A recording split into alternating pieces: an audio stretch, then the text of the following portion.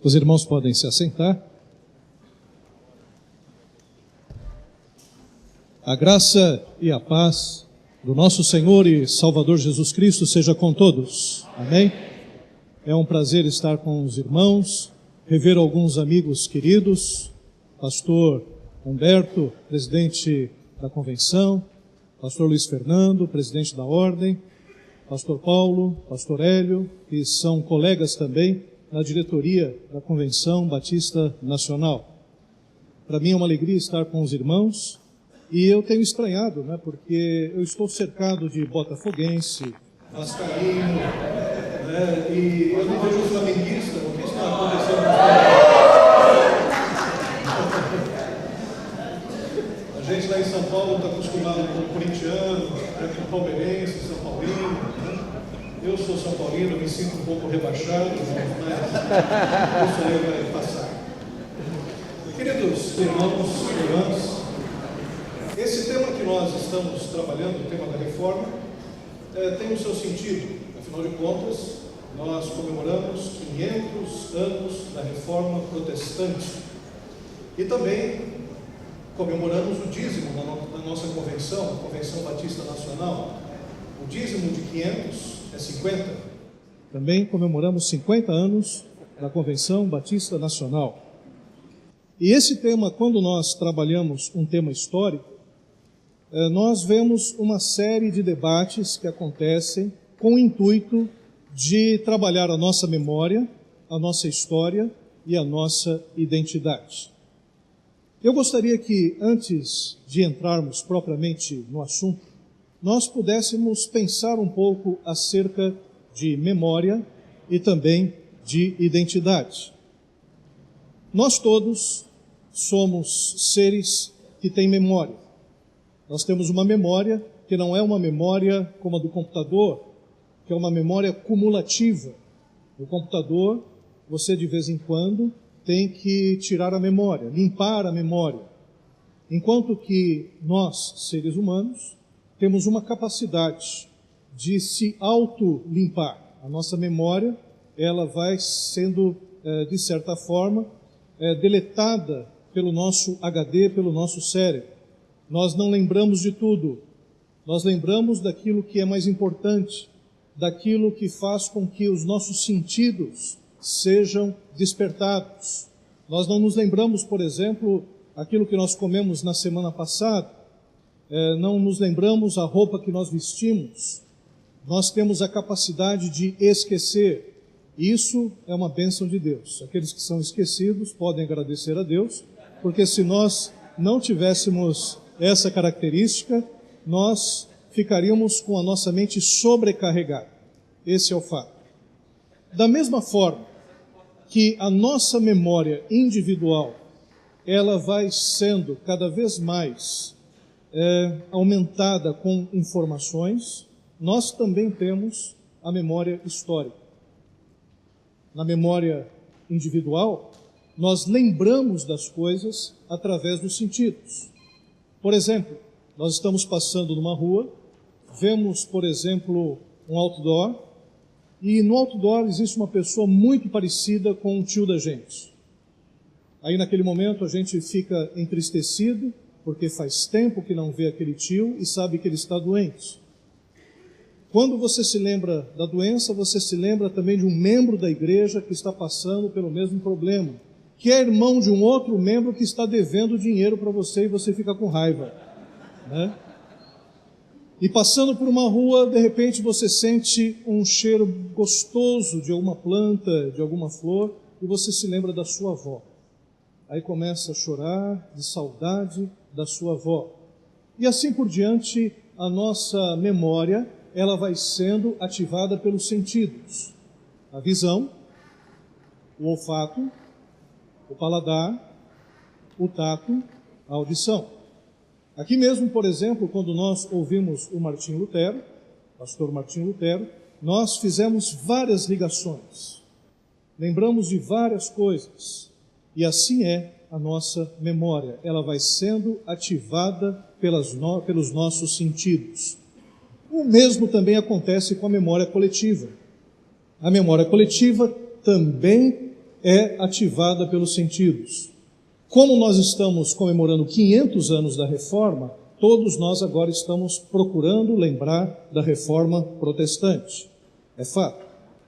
Às vezes, quero tirar um pouco do viés da Reforma Protestante, às vezes existe uma crise muito grande no nosso país.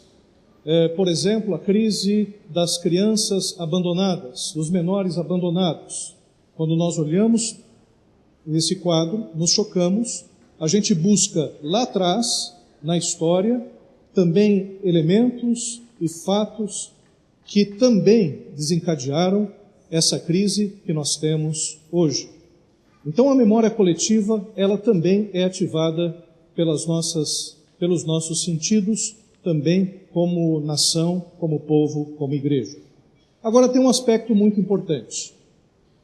Se nós estamos na rua, de repente cai um vaso na nossa cabeça e a gente perde a memória, a gente não sabe quem somos, ou a gente não sabe quem é, a gente não sabe de onde a gente veio e não sabe para onde a gente vai. Quando a gente fica sem memória, a gente perde a identidade. O mesmo se dá em relação à memória coletiva. Se nós não sabemos a nossa memória, se nós não resgatamos a nossa história, nós perdemos a nossa identidade. Nós somos afeitos aos ventos de doutrinas. Nós ficamos à mercê das novidades no mercado religioso.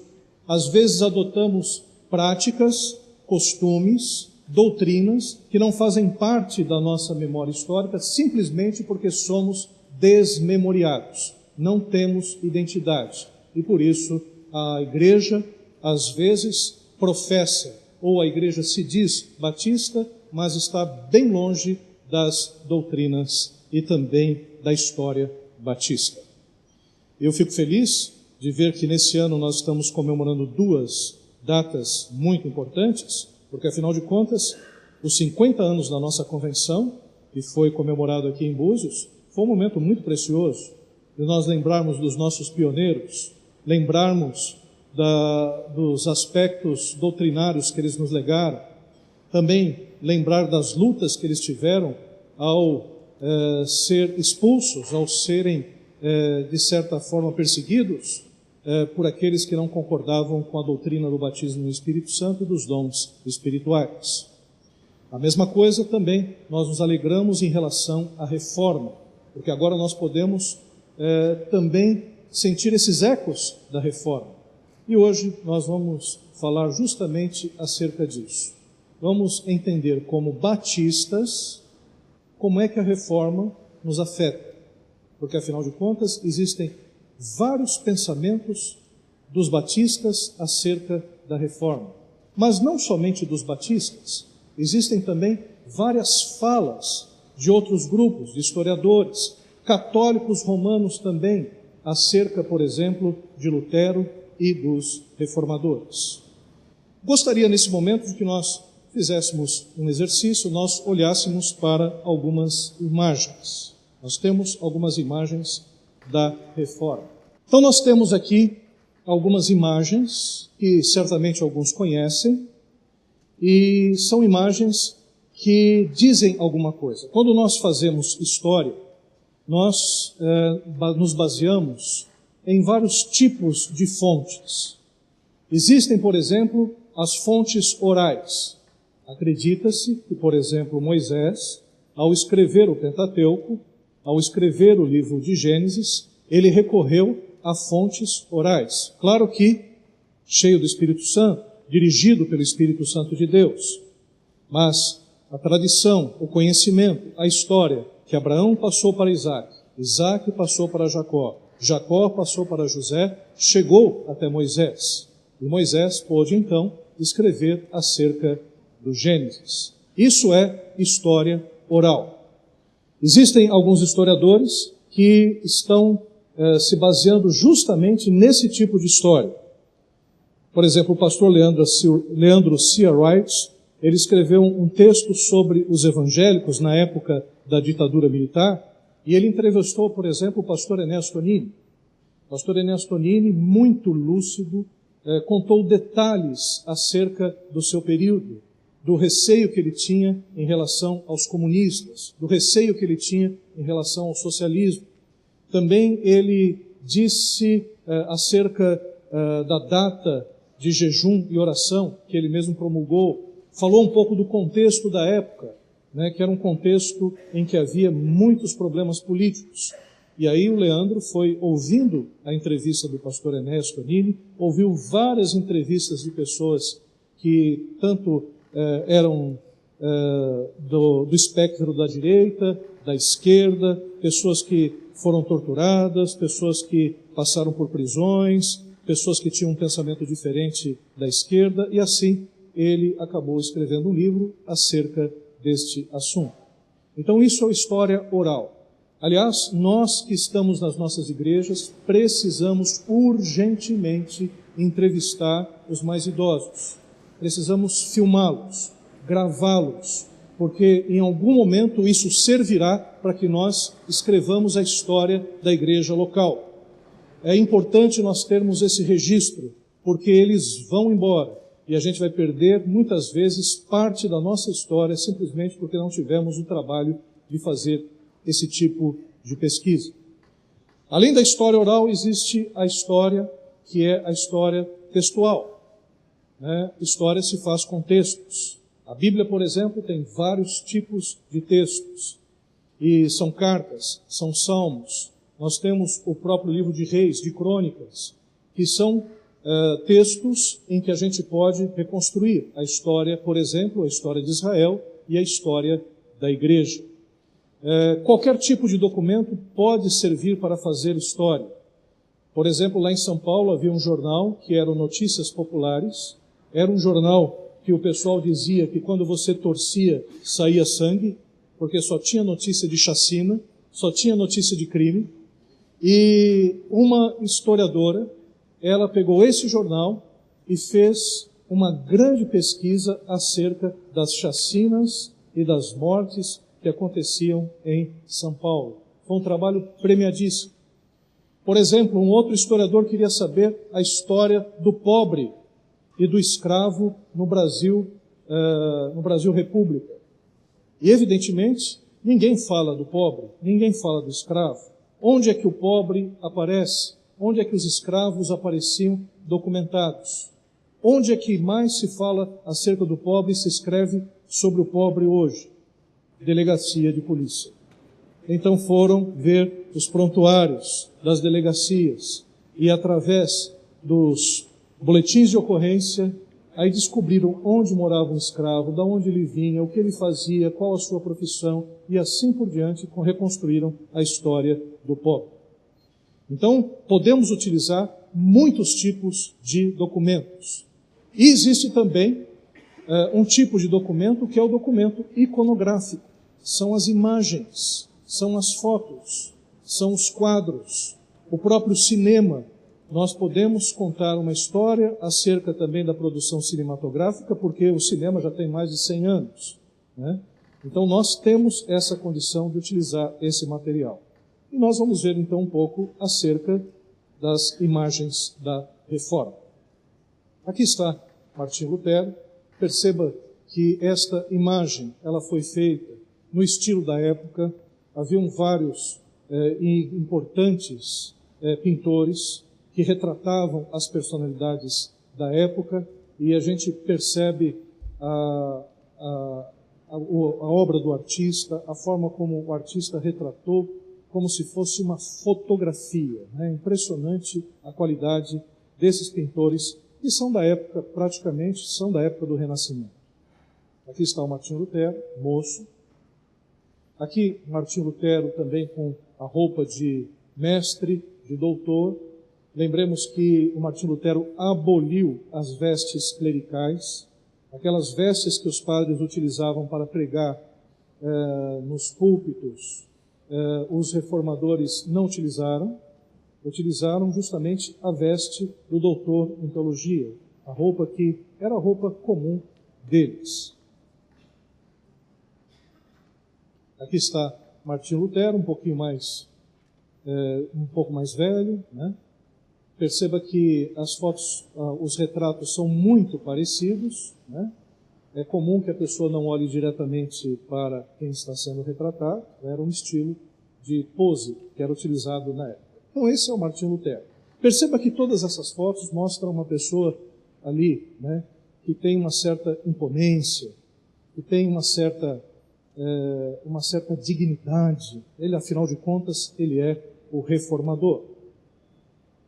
Aqui nós temos algumas gravuras fazendo uma espécie de remontagem do que teria sido a fixação das 95 teses na Catedral de Wittenberg. Essa porta aqui está muito bem desenhada. Nós vimos recentemente a foto do pastor Martinho Lutero desta porta. É exatamente essa figura procura retratar justamente como era. E aí está o monge Martinho Lutero, né, que está afixando as 95 teses. Outras formas artísticas também de representar isso. Né? Sempre o Martinho Lutero com o seu martelo. Com essa maneira de colocar, afixar as 95 teses na porta, a porta era o local de avisos. A porta era o local de convocações. Então, às vezes, a gente pensa que, heroicamente, o Martinho Lutero ele foi bater as 95 teses, quase derrubou a porta da Catedral de Wittenberg nesse ato, mas, na verdade, ele estava colocando as 95 teses com o objetivo de convidar os seus pares, teólogos, para um debate, para que eles pudessem avaliar o que estava acontecendo na Saxônia e nos territórios vizinhos a respeito da venda das indulgências. Nós pudemos ver no primeiro período que as 95 teses, elas são contra as indulgências. E elas foram escritas pelo Martinho Lutero justamente para denunciar o abuso e para fazer com que a cristandade pudesse debater acerca disso. As 95 teses, elas se insurgem contra as indulgências. Como é que eram oferecidas as indulgências naquela época? As indulgências, na verdade, eram certificados que tinham, né, o selo do Papa, que conferia ao seu portador perdão plenário de todos os seus pecados, presente, passado e futuro. Além disso, também nesta certidão estava escrito que poderia ser extensivo aos parentes que estavam mortos ou parentes que estavam no purgatório. Como nós vimos também, à medida em que a moeda caía no fundo do gasofilaço, a alma saltava imediatamente para o paraíso, né? Martinho Lutero, numa das suas teses, ele disse exatamente o seguinte, que o que acontece quando uma moeda cai no fundo do gasofilaço não é uma alma saltar do purgatório para o paraíso, é sim aumentar a ganância daqueles que estão, né, fazendo esse tipo de arrecadação. E havia também outras duas bênçãos, né? Uma pessoa que comprava a indulgência, ela tinha participação em vários eventos da igreja, uma participação que seria uma participação especial, em outros tipos de missas, de rezas, em que a pessoa poderia participar de uma forma diferente. E também a pessoa poderia escolher uma pessoa, um padre ou um monge, para que pudesse confessar os seus pecados. Porque quando uma pessoa comprava as indulgências, ela tinha que ir numa igreja que tinha o brasão papal para confessar os seus pecados. E aí, evidentemente, a indulgência passava a valer para a sua vida. Então seriam essas 4 bênçãos. É claro que a gente sempre pensa nas 2 primeiras, né, que é justamente o perdão plenário e também extensão para os parentes que estão no purgatório. Detalhe, a indulgência era censitária, de acordo com a renda da pessoa, tinha um valor. Então, cardeais, bispos pagavam um certo valor, soldados ou grandes soldados, grandes nobres, pagavam outro valor. E ia baixando o valor que era censitário, era de acordo com o que cada um recebia. E quando chegava aos pobres, como os pobres não tinham com quem pagar, a própria indulgência mostrava que, bom, já que não tem o que pagar, então os pobres deveriam orar e jejuar, porque afinal de contas o reino de Deus não é só dos ricos, né? Era isso que estava escrito nas indulgências. Agora tem esse aspecto importante. As indulgências, elas foram estabelecidas apenas em território alemão. Essa indulgência foi estabelecida apenas em território alemão, porque o Alberto de Brandemburgo, ele desejava comprar um bispado que estava vago, e por isso ele procurou o Papa Leão X, para fechar essa negociação. Vamos lembrar que nessa época havia a prática da simonia. O que é a simonia? Quem lembra de Simão o Mago? Levanta a mão. O que o Simão o Mago quis fazer? Ele quis comprar o poder do Espírito Santo de Pedro. E ele foi advertido por Pedro.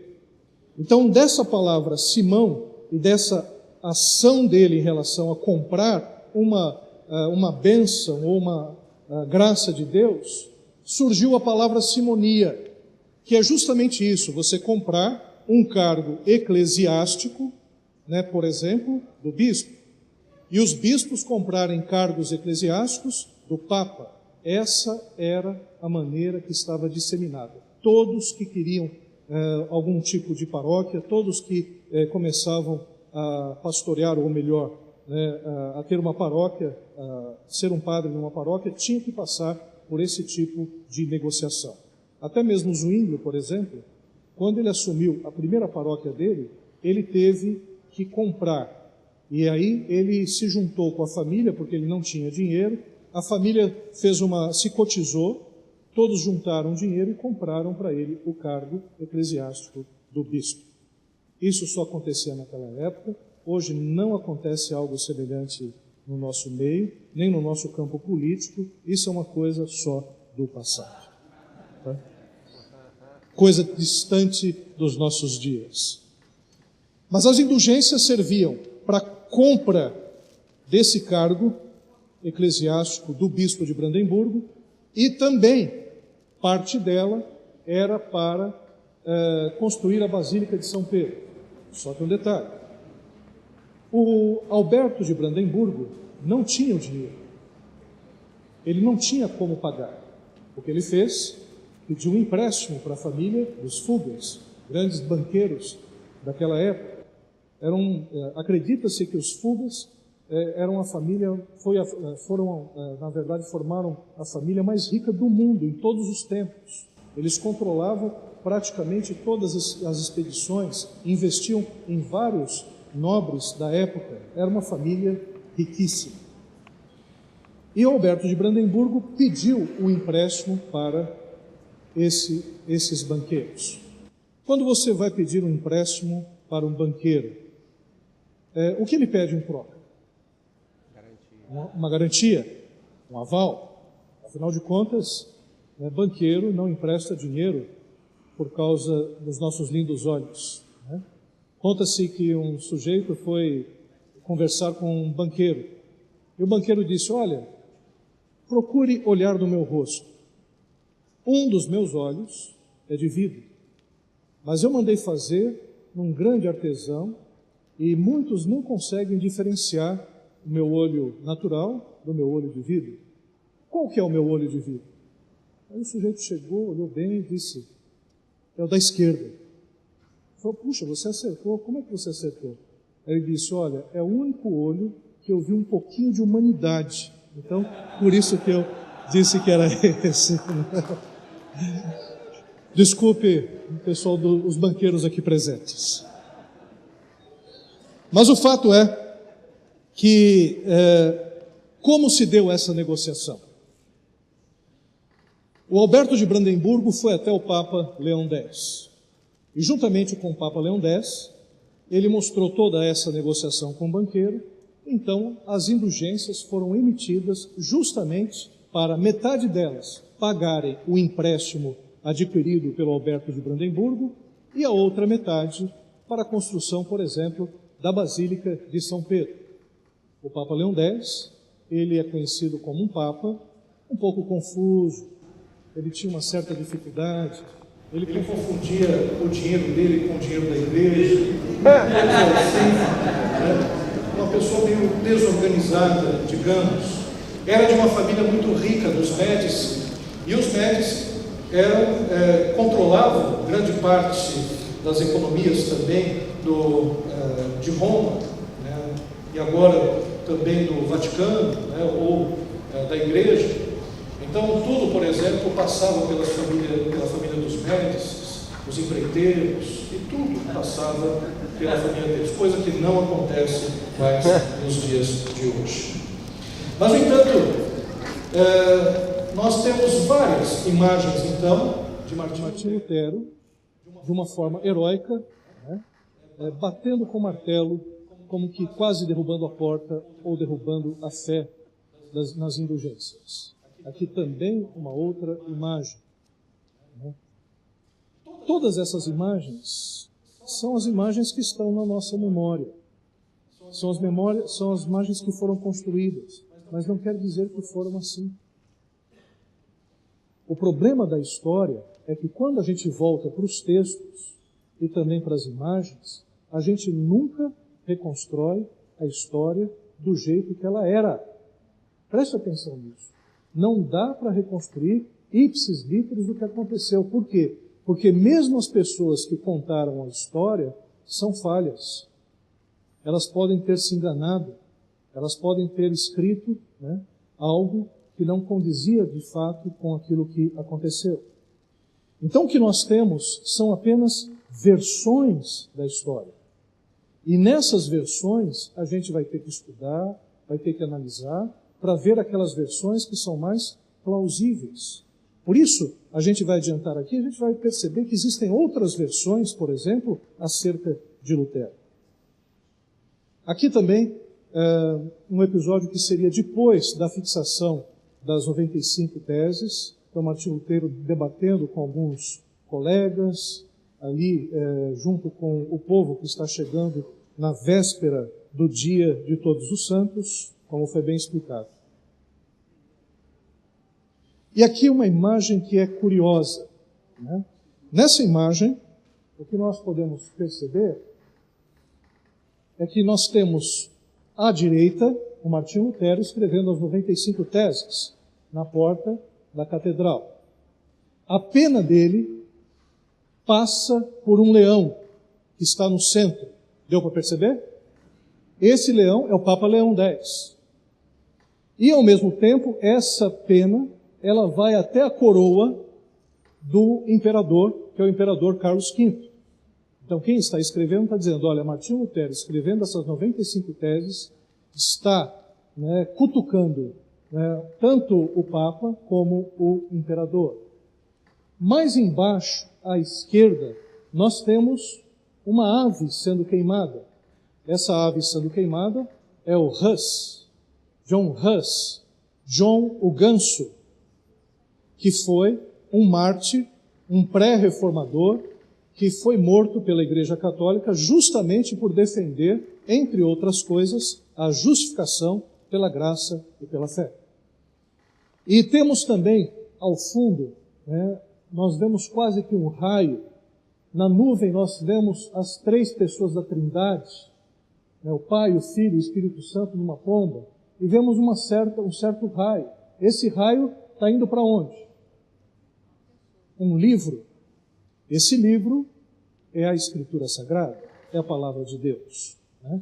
Então, essa gravura, que é uma gravura bem simbólica, é uma gravura feita por uma pessoa favorável à Reforma Protestante, que está elogiando, que está, na verdade, empolgado, né, em perceber que existe uma mudança que está sacudindo a cristandade daquela época.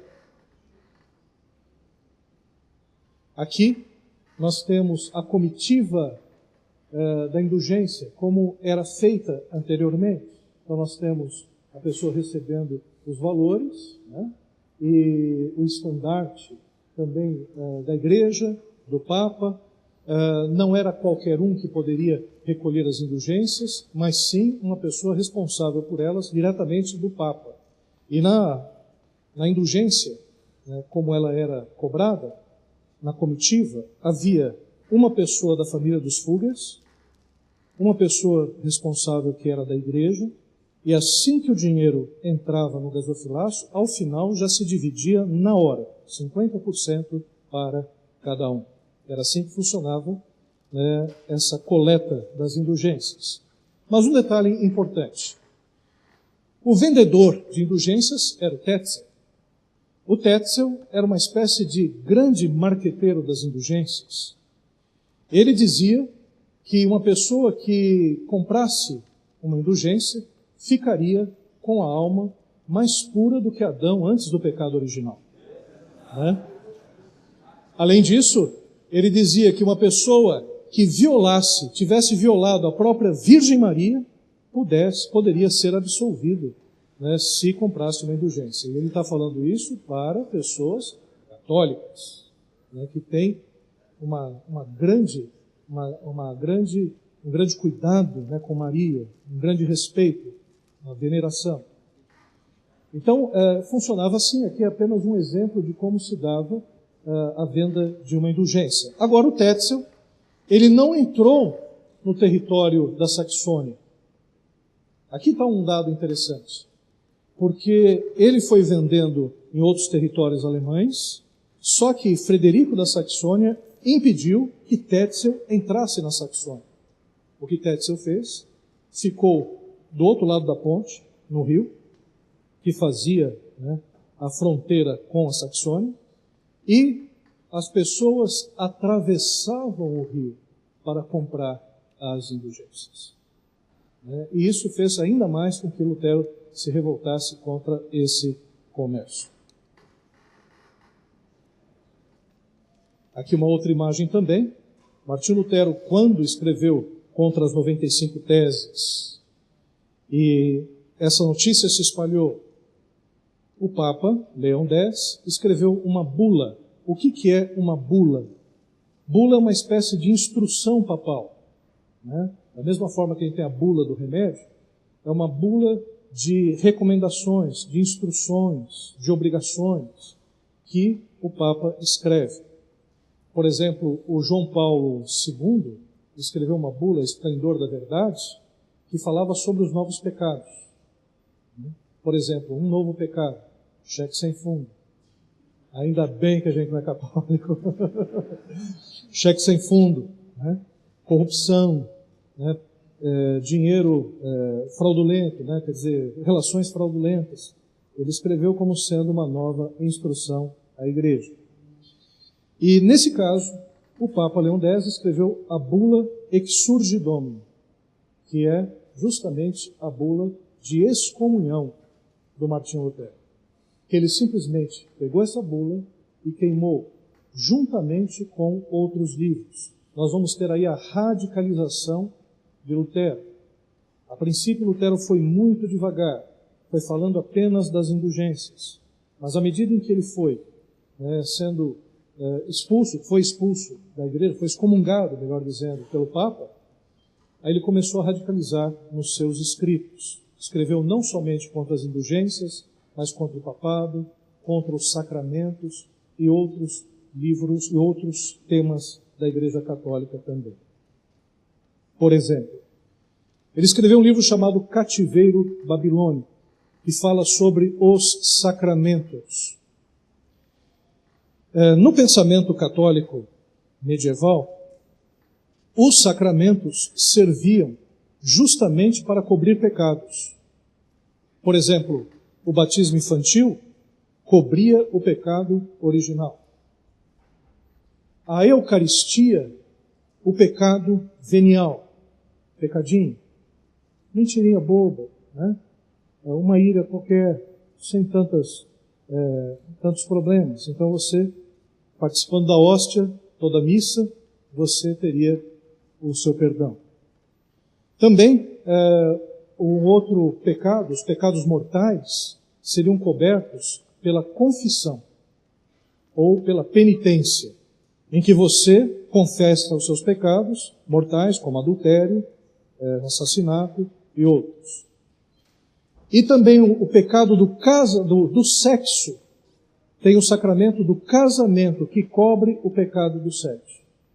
E se sobrou muitos outros pecados também na sua vida, você tem o último dos sacramentos, que é a extrema-unção, que te encomenda para que você entre no purgatório numa melhor condição.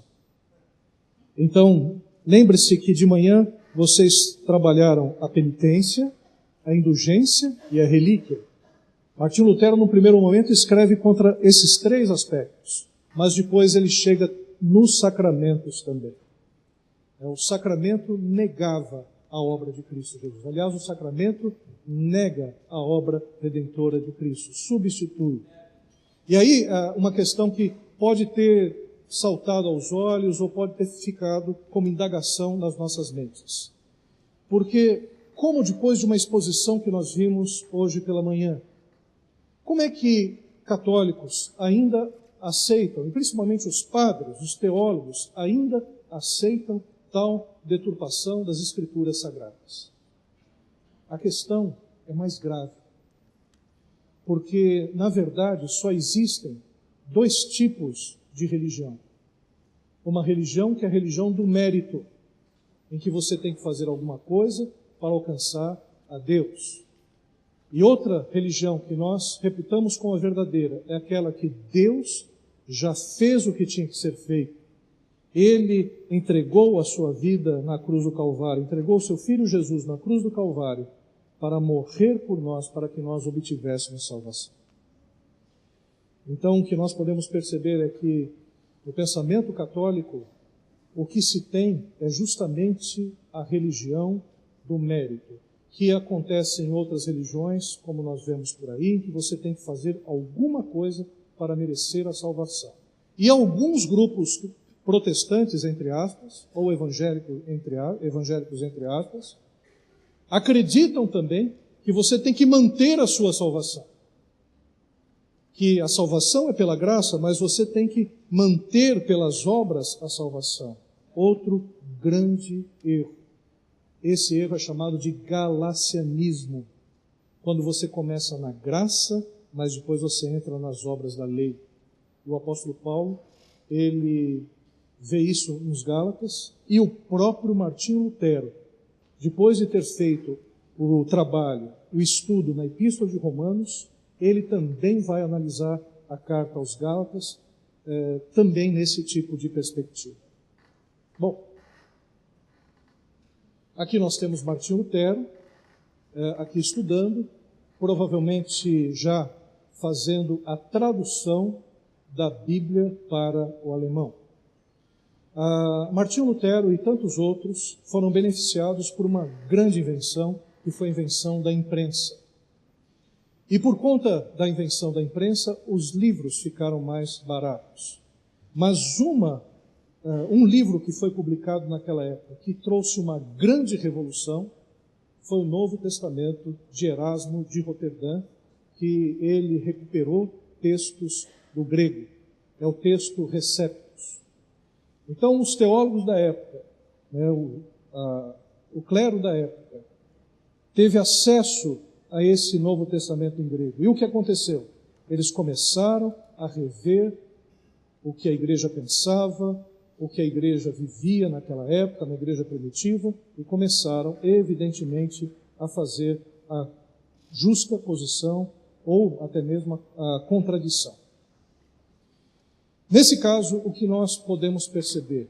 Uma geração de pessoas críticas da igreja vai surgir.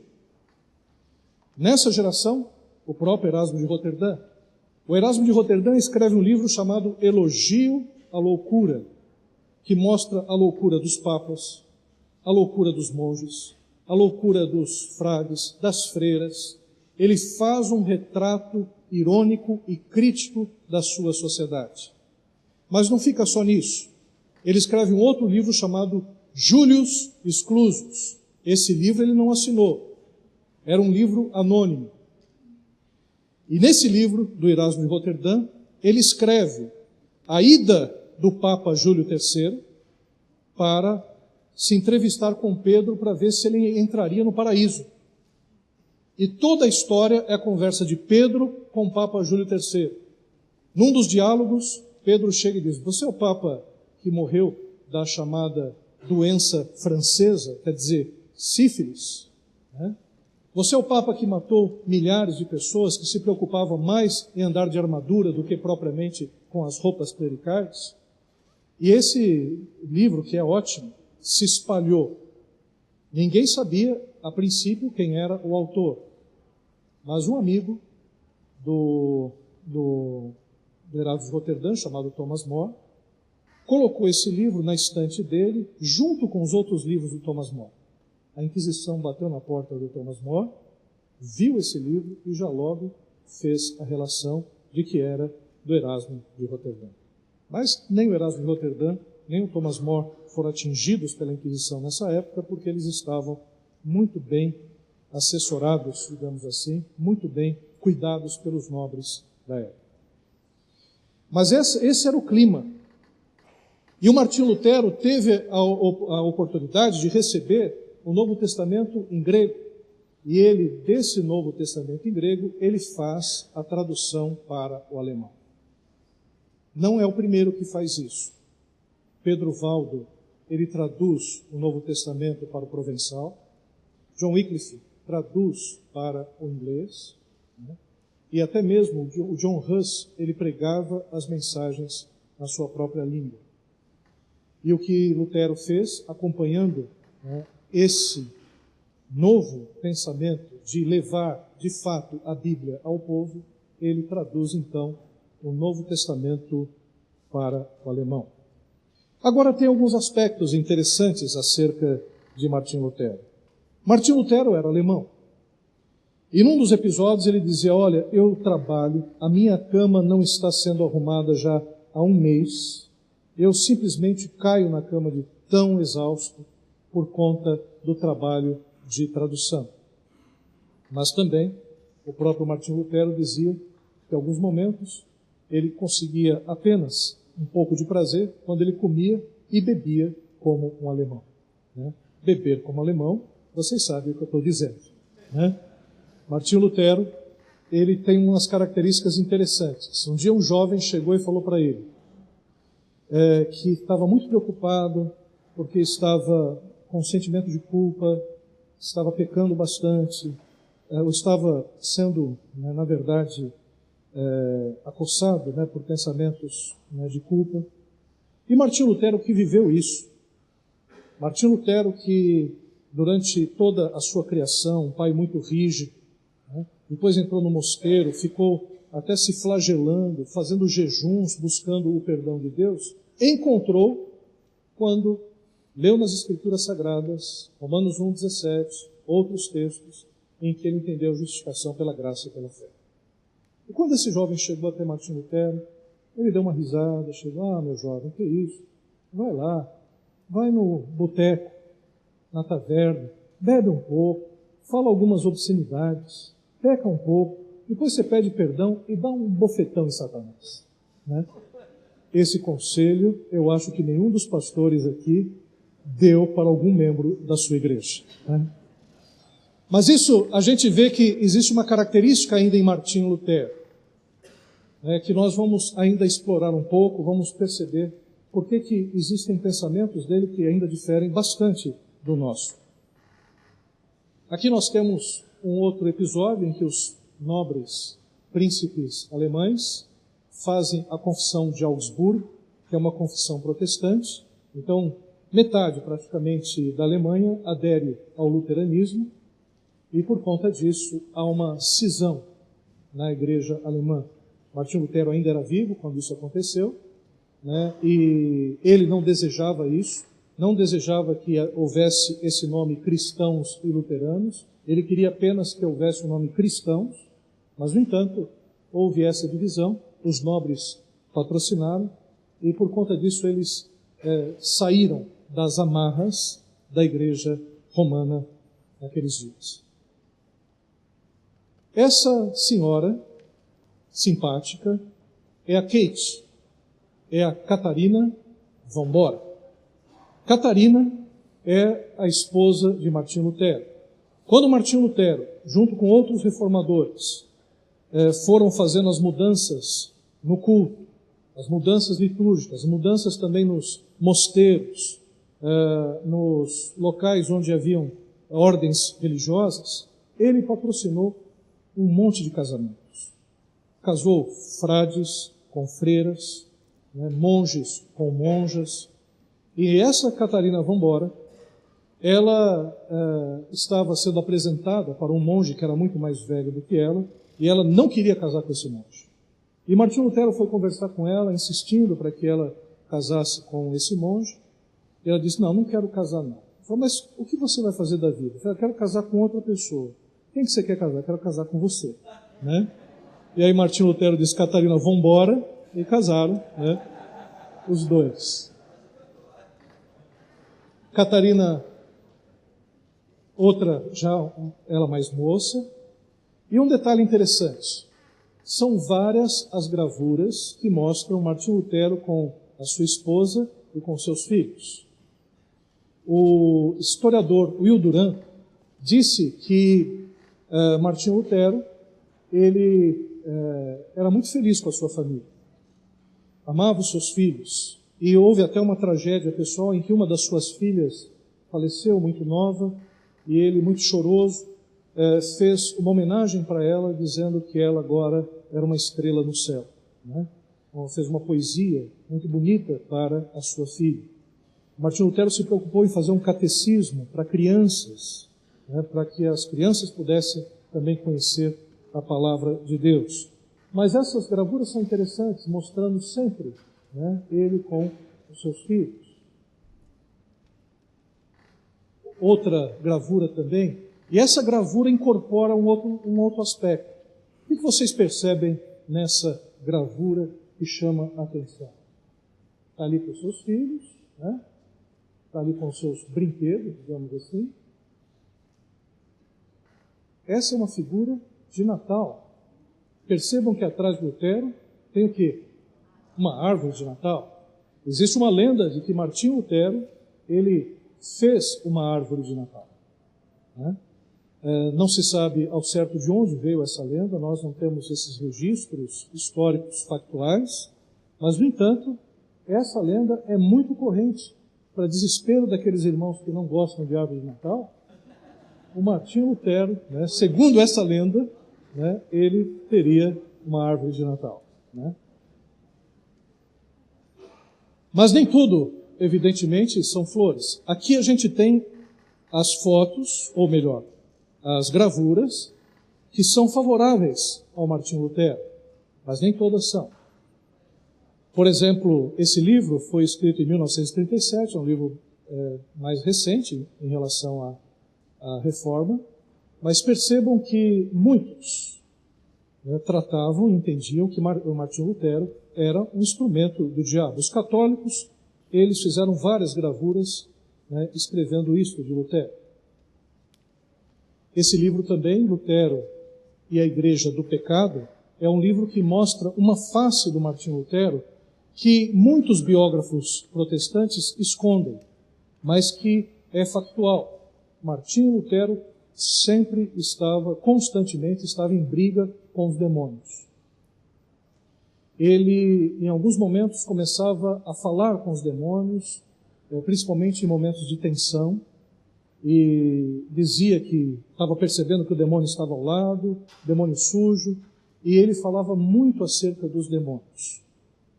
Até mesmo no Castelo Forte aparece, né, a palavra Satanás, né, em que ele acreditava que estava constantemente acossando. Os católicos dizem que uma vez em que isso, por testemunhos daqueles que estavam no mosteiro, que o Martinho Lutero teve uma espécie de endemoniamento, né, começou a uivar e gritar quando ele tinha acabado de ouvir uma preleção sobre o endemoniado gadareno. Né? Então isso, inclusive, no livro anterior, nesse livro, melhor dizendo, retrata essa situação. E dizia que Martinho Lutero acreditava que alguns animais eram animais do demônio, como por exemplo os chimpanzés, os macacos, eram animais dos demônios, onde os demônios estavam, né? E até mesmo os periquitos e papagaios, que tinham a voz do demônio. Esses retratos, né, ou essa fala de Martinho Lutero, é claro que existe todo o peso do exagero católico, mas é fato que na Idade Média, ou na virada da Idade Média para a Idade Moderna, as pessoas eram mais supersticiosas em relação à ação dos demônios. Então não me estranha esse fato de que em alguns momentos Martinho Lutero tenha agido dessa forma, que não desqualifica, evidentemente, o seu trabalho. Aqui mais uma gravura em que o Martinho Lutero estaria recebendo, né, palavras do demônio. E nessa palavra, uma gravura francesa do século XVII, Lutero aparece como discípulo do diabo. Esse declara ao reformador: a missa é uma idolatria. Então, um católico dizendo que o demônio está falando para o Martinho Lutero que a missa é idolatria. Também uma outra gravura em que mostra Martinho Lutero cumprimentando um demônio.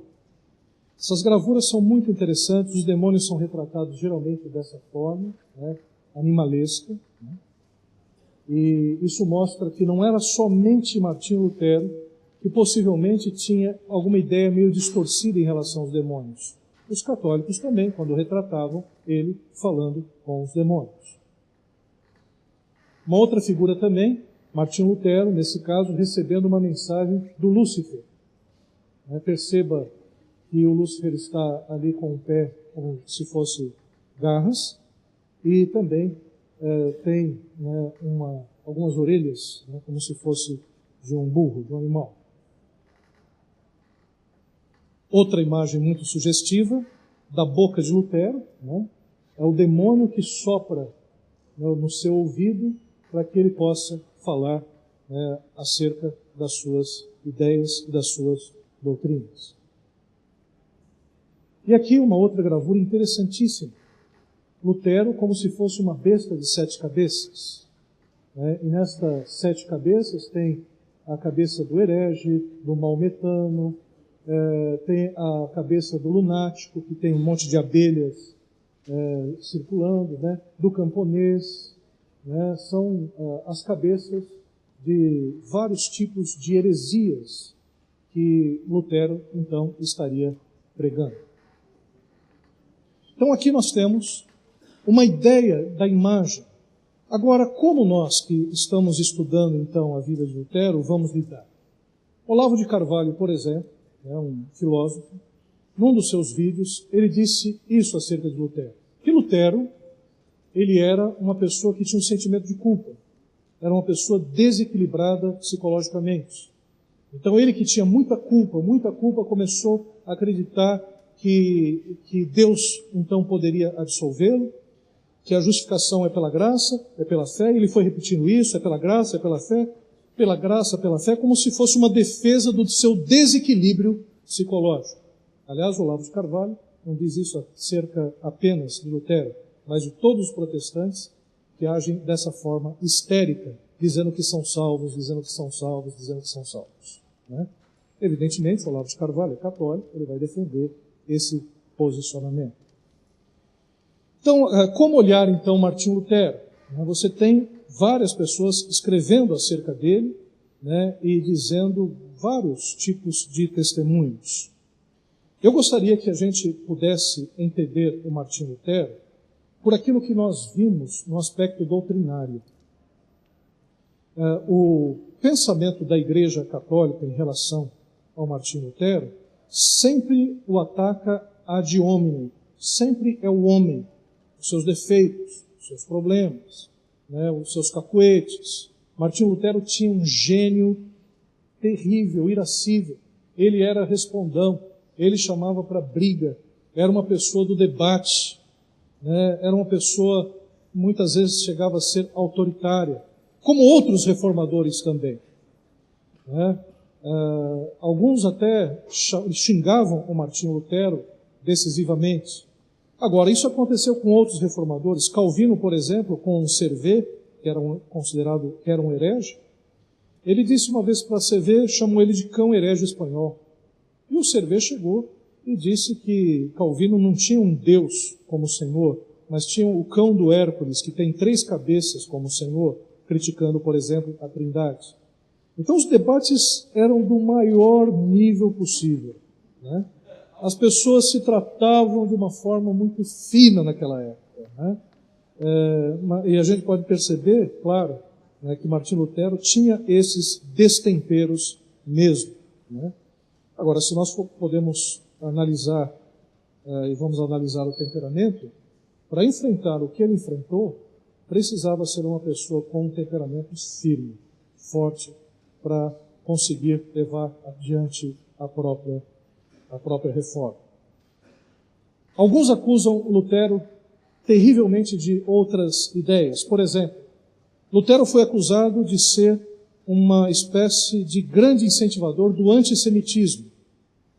Quer dizer, numa Alemanha em que havia um grande preconceito contra os judeus, o Lutero, ele disse que os judeus, eles mereciam ser castigados exemplarmente porque eles negaram a Jesus Cristo. Então, essa fala de Lutero, a Igreja Luterana, anos depois, pediu perdão por essa fala, porque o que nós podemos perceber, o que aconteceu na Alemanha nazista, né, foi a dizimação de 7 milhões de judeus na Segunda Guerra Mundial, fora outras etnias, né? Então, não que Lutero estivesse só nessa fala, mas ele ecoava o pensamento alemão em relação ao judeu, mas essa fala dele foi desastrosa. O Martinho Lutero também foi acusado de, no momento, apoiar os camponeses numa guerra contra os nobres e depois tomar o partido dos nobres, num massacre também contra os camponeses. Então, a biografia de Martinho Lutero é uma biografia que a gente pode dizer uma biografia muito difícil. Tanto é que é sabido que no final da sua vida, Martinho Lutero teve uma terrível depressão, porque a reforma protestante custou para a Alemanha a morte de muitas pessoas. Foram períodos de guerra, uma guerra de 30 anos entre estados protestantes e católicos, a guerra dos camponeses, houve uma desorganização do culto, né? Houve depredações de igrejas. Então Martinho Lutero acabou também, no final da sua vida, né, acabou tendo uma depressão. Acredita-se que o Castelo Forte ele escreveu depois desse período depressivo, né? Outros falam que ele escreveu quando estava no castelo de Wartburgo, né, que estava ali escondido. Mas, na verdade, né, parece-nos que ele escreveu depois desse período de depressão. Mas a pergunta fica, então, como analisar a obra de Lutero? Quando a gente ataca qualquer pessoa ad hominem, isso é problemático. Porque a gente, quando se fixa no homem, a gente transforma ele num mito. Por exemplo, o pastor Ernesto Nini. Tem muitas coisas que as pessoas dizem acerca do pastor Ernesto Nini que é mito. Por exemplo, teve um aluno no seminário que inventou uma história acerca do pastor Ernesto Nini. Ele estava lá na Igreja Batista do Povo e veio um endemoniado. E aí o pastor Ernesto Nini chegou, e como ele dizia sempre, 3 vezes, né? Amarrado, amarrado, amarrado. E aí o demônio chegou e disse, bom, estou amarrado. Aí ele, sai, sai, sai. Aí o demônio chegou e disse para o pastor Ernesto, decide, ou eu estou amarrado ou eu saio. Como é que eu vou sair se eu estou amarrado? E aí o pastor Ernesto Nini teria respondido, sai rolando, sai rolando, sai rolando. Né? Essa história nunca existiu. E eu já ouvi uma pessoa dizendo isso. Foi coisa de aluno, de seminário. Aluno de seminário, eu vou te falar também. Né? Então existe o mito das frases. O pastor Ernesto Nini tinha uma frase que era assim, Muita oração, muito poder. Pouca oração, pouco poder. Nenhuma oração, nenhum poder. Eu ouvi várias vezes ele dizendo isso. Outra frase interessante que o pastor Enés disse, a gente mudou do seminário para um lugar muito apertado, a gente ficou ali bem incômodo no seminário durante um bom tempo, precisou construir um outro anexo, e ele dizia o seguinte: não importa o ninho se o ovo é de águia, né? E ele tinha essas frases de efeito, e claro, foi se transformando num mito. Pastor Enés Tonini, quando alguma pessoa chega e pergunta para você: você conviveu com ele? Você conheceu o pastor Enés Tonini? A pessoa tem a face do mito. Mas o próprio pastor Enés Tonini também tinha as suas dificuldades, como homem que era, também foi atacado. Ele foi atacado recentemente, aí, antes de falecer, ele foi recentemente, né? Foi atacado pela revista Isto É, né, que o apresentou como se fosse um dos grandes mentores do pensamento evangélico contra a esquerda, né, a favor da ditadura. Tiraram uma foto do pastor Enés, escureceram essa foto, deixaram sombria, ele ficou com o semblante carregado, como se fosse uma pessoa terrível, né? E o que ficou para muitos é que o pastor Enés Tonini seria um delator do regime militar. A revista não fala isso, mas ela coloca o pastor Enés Tonini juntamente com várias pessoas que delataram seus irmãos, e esses irmãos acabaram sofrendo tortura. Eu tive acesso à Comissão da Verdade, havia um irmão que trabalhava na Comissão da Verdade, e ele chegou e disse assim para mim: Maurício, nós analisamos os documentos do SNI, analisamos todos os documentos do DOPS, e não existe nenhuma menção acerca do pastor Enés Tonini, diferente do que nós vimos com outros pastores de outras denominações aí. Então, o que nós podemos perceber? O que nós precisamos olhar para a vida do Martim Lutero não é a questão apenas do homem. Acerca do mito se fala muita coisa. Nós precisamos ver o trabalho teológico que ele deixou. E aí nós temos uma base sólida para que o protestantismo ele possa surgir, que é justamente a justificação pela graça e pela fé, juntamente com a doutrina também da palavra de Deus, né, da Escritura sendo interpretada pela própria Escritura, da Escritura como regra de fé para o cristão. Então, esses dois aspectos, a justificação pela graça e pela fé e a Bíblia como sendo a base da vida do cristão, acaba se tornando um sólido edifício. Agora, os reformadores, e claro que Martim Lutero tinha essa compreensão, né, eles eram falhos. Martim Lutero discutiu com Zwinglio, foram 15 artigos. Desses 15 artigos, Zwinglio era o reformador na Suíça. O objetivo era unir as duas reformas, mas Martim Lutero concordou com Zwinglio em 14 dos artigos. No último artigo, que era a respeito da ceia do Senhor, ele bateu na mesa, não aceitou a proposta de Ulrich Zwinglio, que era uma ceia que era simbólica. Ele acreditou numa espécie de variação da transubstanciação católica em relação à ceia. As duas reformas não se uniram justamente por causa da dureza do pensamento de Martim Lutero, e quando Ulrich Zwinglio morreu, numa batalha contra estados católicos, Lutero chegou e disse: que pena, eu lamento muito pela morte de Zwinglio, mas lamento que ele não tenha ido para o céu, porque quem nega o corpo de Cristo, Cristo o negará. Né? Martim Lutero não deu nem a dúvida de que Ulrich Zwinglio ele entraria no céu. Agora, no entanto, o que nós precisamos entender? Os reformadores criaram um termo, que é um termo muito importante para nós hoje,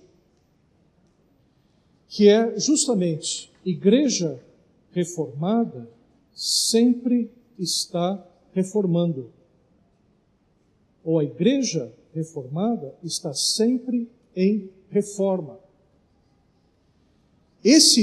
Essa frase é uma frase especial para todos nós.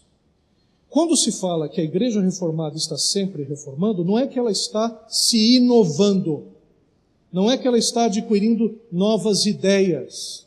A ideia é de voltar ao princípio bíblico. A ideia é de voltar para as Escrituras.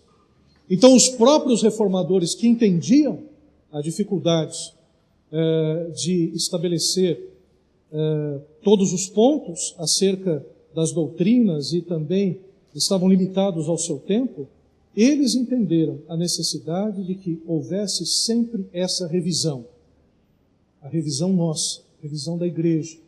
Nós precisamos, a cada tempo e a cada época, entender o nosso contexto, entender como é que nós estamos agindo de acordo com as Escrituras Sagradas e fazer as reformas que se fizerem necessárias para que a gente possa voltar ao princípio escriturístico. Amém, queridos? Amém mesmo? Amém. Quantos estão comigo aqui ainda? Opa, glória a Deus. Né? Alguns acordaram. Né? Mas o que nós podemos perceber, nós devemos avaliar Lutero não pelo homem, mas pelo legado teológico que ele deixou. O mesmo nós poderíamos dizer acerca de Calvino. Sobre Calvino, pesa uma série de acusações. Por exemplo, Calvino, ele era um dos líderes da cidade de Genebra, ele participava juntamente com outros presbíteros do governo no consistório, e a reforma de Calvino foi uma reforma muito dura. Por exemplo, ele estabeleceu a pena de morte para feiticeiro, para filho desobediente em relação ao pai, aquelas penas de morte que são prescritas na lei de Moisés. Ele estabeleceu. Mas ele foi além.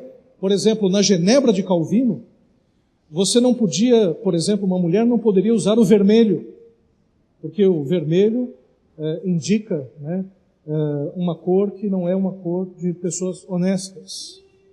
Desculpem quem está com vermelho aqui. Também vermelho e preto, eu sei para onde você queria chegar com isso, ele via, Mas o que a gente pode perceber também, na Genebra de Calvino, uma mulher foi presa porque estava com um cabelo, um coque extravagante. Ela teve que desmontar o coque para ser solto. Um homem foi preso porque deu o nome do seu filho de Cláudio. Havia um decreto para que se desse o nome para nomes que fossem nomes cristãos para os filhos. Cláudio não era um nome cristão, Então o homem ficou preso, aí mudou o nome do filho dele para Abraão, aí saiu da cadeia. Aí exagerou, deu o nome Abraão, Havia na Genebra de Calvino uma vigilância em relação às pessoas. Porque uma pessoa que não fosse ao culto, não fosse no domingo à igreja, pagava multa. Não dá ideia, pastor, não dá ideia. Não dá ideia. É o dízimo às avessas, É o dízimo às avessas. E também nós podemos ver que em Genebra houve uma espécie de inquisição protestante, negada pelos calvinistas, dizendo que Calvino não tinha tanta importância em relação a isso, mas não é o que diz, por exemplo, Will Durant, que é um historiador, dizendo não, Calvino ele participou do Conselho de Zurique. E um episódio triste foi o episódio justamente de Servet, em que num debate que durou horas, Servet foi condenado, pediu clemência. Servet também não era fácil, era um herege contumaz, e aí ele foi condenado. Calvino até tentou evitar que ele fosse para a fogueira. Não vamos levá-lo para a fogueira, não, só corta o pescoço, só decapita, que é o suficiente, mas ele foi para a fogueira. Então, o erro de Calvino, tentar transformar Genebra numa cidade santa. Essa concepção de conversão pessoal, individual, ela só vai ser mais efetiva no protestantismo Lá no momento em que, por exemplo, houveram os avivamentos, o avivamento metodista, primeiro e segundo grande avivamento, quando será enfatizada ainda mais a conversão individual. Os reformadores estavam ainda com a ideia de estabelecer o reino de Deus na terra, estabelecer a cidade santa, alguns até acompanhando a ideia de Santo Agostinho, a cidade de Deus na terra.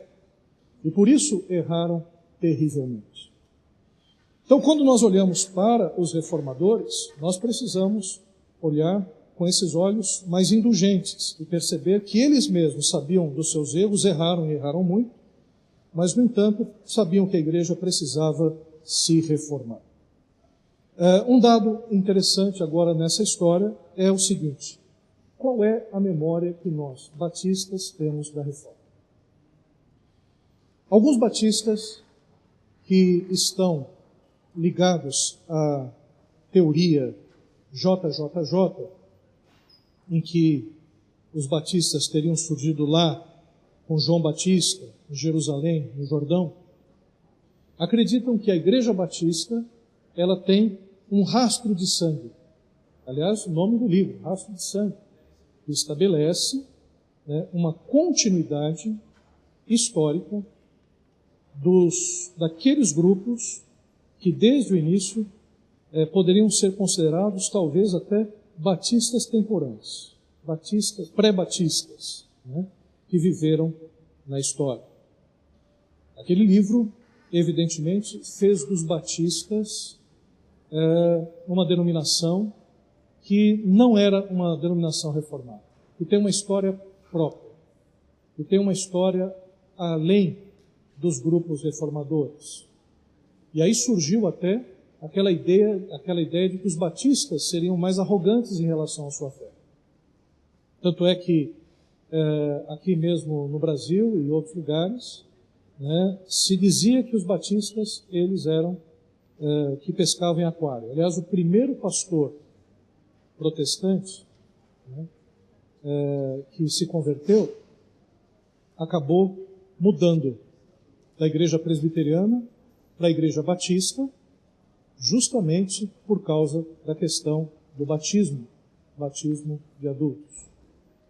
Então, o fato do batismo de adultos ser diferente das demais denominações fez com que os batistas eles vissem os outros reformados, principalmente os pedobatistas, aqueles que batizam crianças, com uma grande desconfiança, né? Então a memória que a gente tem da reforma é que nós não somos reformados. A partir desse livro, nós temos a nossa história própria. É como se nós batistas nunca nos afastamos dos ideais da igreja primitiva. Mas se nós olharmos a história, e mesmo analisarmos o livro Rastro de Sangue, alguns dos grupos que são ali colocados, nem ortodoxos são. São grupos heréticos que se voltam contra a Igreja Católica, como é o caso, por exemplo, dos cátaros, que é colocado no livro como se fosse um grupo pré-batista, digamos assim, mas na verdade se trata de uma heresia medieval. Então não há, historicamente, aquela linha até chegar os batistas de hoje. O que muitos acreditam é que nós batistas, claro, temos afinidades espirituais e teológicas com grupos no passado que se voltaram contra a Igreja Católica, alguns deles. Mas não podemos dizer que temos uma linha histórica ininterrupta que vai desde João Batista até os dias de hoje.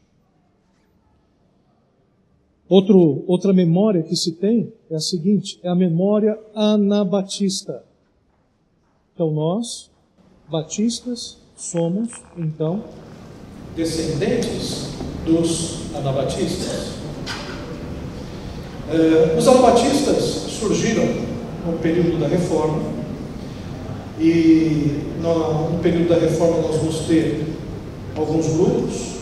Nós vamos ter a Igreja Luterana, a Igreja Reformada Suíça, a Igreja Reformada em Zurique, como Zwingli, a Igreja Reformada em Genebra com Calvino, e vamos ter os anabatistas.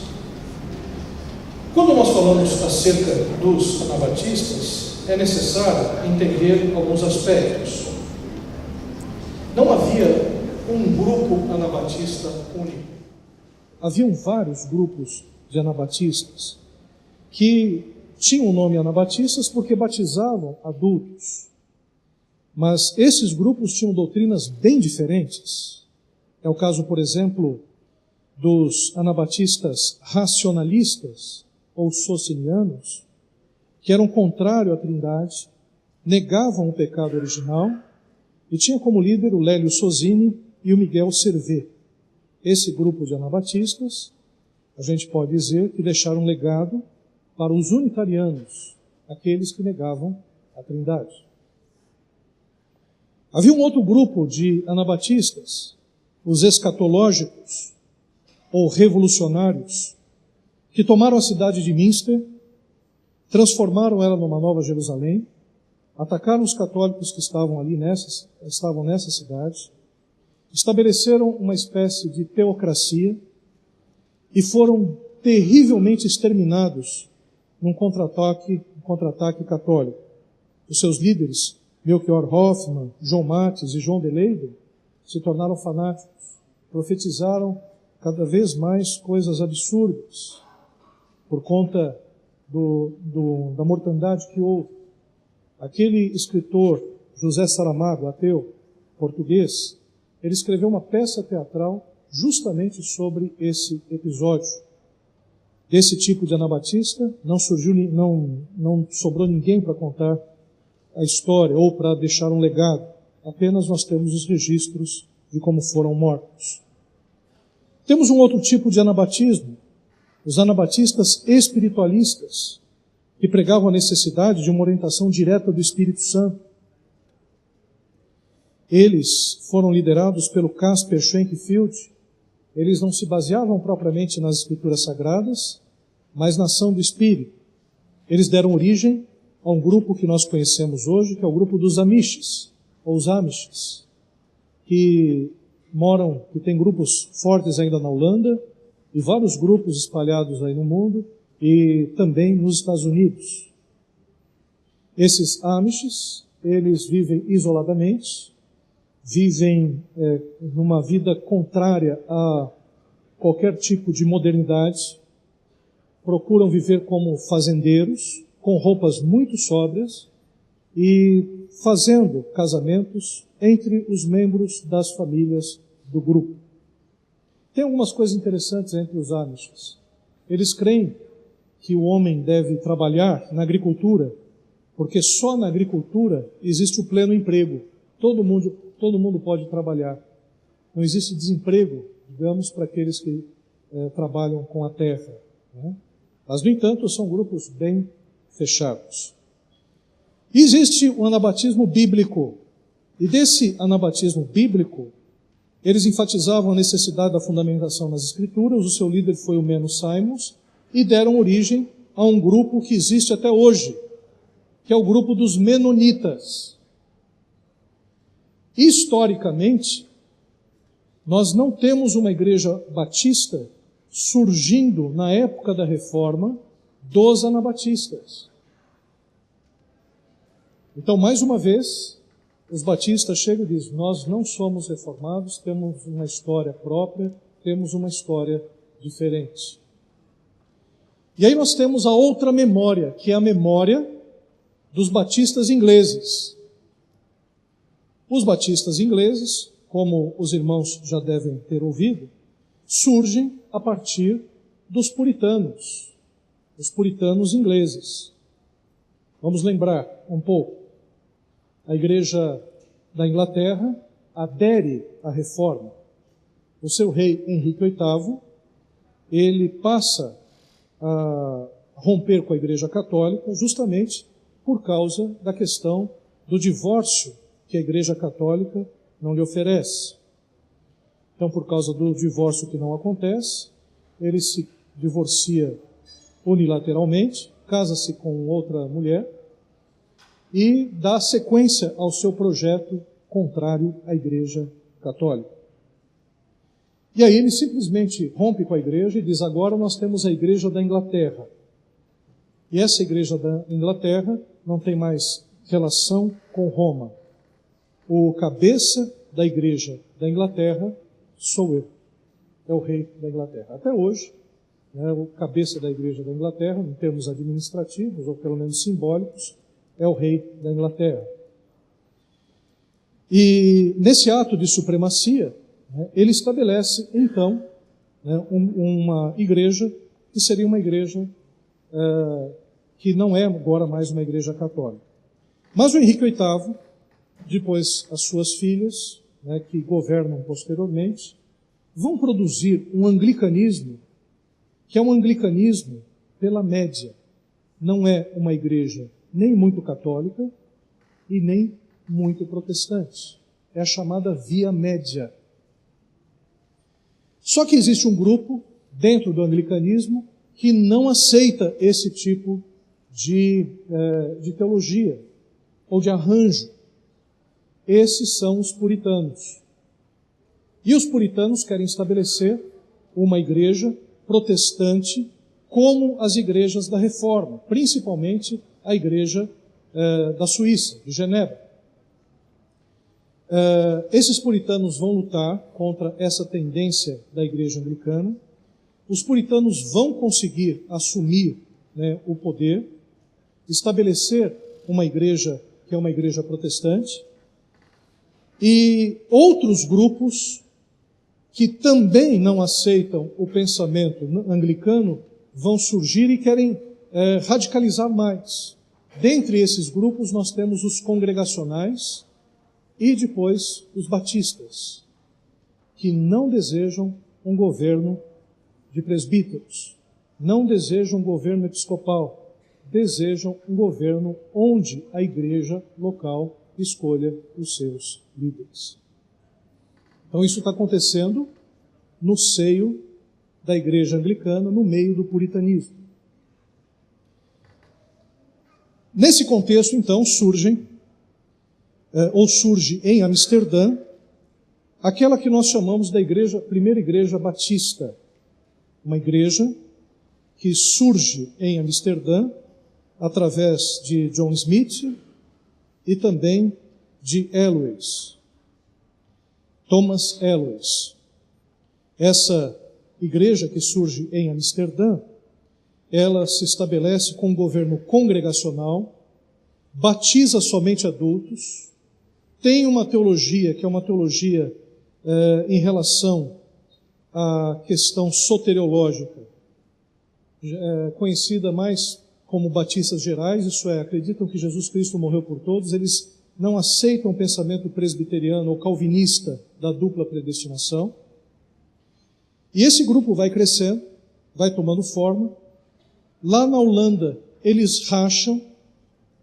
O grupo de John Smith se une numa igreja menonita, mas o grupo de Thomas Aloys volta para a Inglaterra e continua esse legado de igreja batista. Essa igreja batista que surge nesse período, em 1609, ela é organizada em Londres e passa depois a se multiplicar. Ela começa a crescer e começa também a adotar, posteriormente, um batismo que é o batismo por imersão. Outro grupo também congregacional de Henry Jacob, que a gente não tem muitas informações, que tem um pensamento mais calvinista, conhecido como batistas particulares, também surge na Inglaterra. E esse grupo também vai se multiplicando, chegando até os Estados Unidos também, e formando várias outras igrejas, e batizando por imersão. Batistas gerais e batistas particulares, no século XIX, se unem para formar uma aliança batista. E o que nós podemos perceber, e aqui eu quero encerrar a minha fala. Nós batistas fomos atingidos, sim, pela doutrina da Reforma. A doutrina da Reforma tem um tripé básico: justificação pela graça. Nós acreditamos na justificação pela graça. Também a Reforma estabelece o princípio do solo ou sola scripturae, somente as Escrituras como regra de fé e prática. E também estabelece o solo Christus, contra toda aquela visão de indulgências, sacramentos, relíquias, santos e tudo mais. Nós cremos apenas em Jesus Cristo e no sacerdócio universal de cada crente. Isso é, cada crente pode chegar diretamente a Jesus Cristo sem intermediários. Isso é um legado da Reforma Protestante. E todas as outras igrejas posteriores, consideradas evangélicas, se baseiam nesse tripé. Com doutrinas um pouco distintas, evidentemente, é claro, mas, no entanto, todos nós temos essa herança reformada. Agora, qual é a nossa memória? Se a nossa memória for de negar, né, a Reforma Protestante, nós estamos simplesmente produzindo uma memória que pode ser considerada uma falsa memória. Isso vai fazer com que nós nos tornemos arrogantes em relação às outras denominações. Isso vai fazer com que a gente pense que nós batistas, né, somos o suprassumo de todas as outras denominações, sendo que a gente pode perceber que, na verdade, né, todas as denominações, de uma certa forma, cumprem um propósito de Deus para a evangelização mundial. Agora, se a nossa memória em relação à Reforma for adequada, e a gente entender que nós temos esses pontos em comuns, nós vamos entender com muito mais calma, né, e também com muito mais ênfase a necessidade do trabalho missionário conjunto. Né? Na história de missões, igrejas presbiterianas se uniram a igrejas congregacionais, se uniram a outras igrejas para fazer trabalho missionário. Demorou muito para que as igrejas batistas se unissem a outros grupos para trabalhar a obra missionária que deve ser feita em conjunto. Nós não podemos, simplesmente não temos recursos para fundar igrejas batistas em todos os lugares. Precisamos unir as nossas forças. Meus caros irmãos, irmãs, que Deus abençoe a todos. Né? Espero que tenha ficado claro, né, a nossa herança reformada e, sobretudo, que a gente possa trazer bem essa memória, entender bem essa memória e aplicar de tal forma que a nossa identidade seja cada vez mais estabelecida na nossa história e, sobretudo, nas Escrituras Sagradas. Deus abençoe a todos. Amém?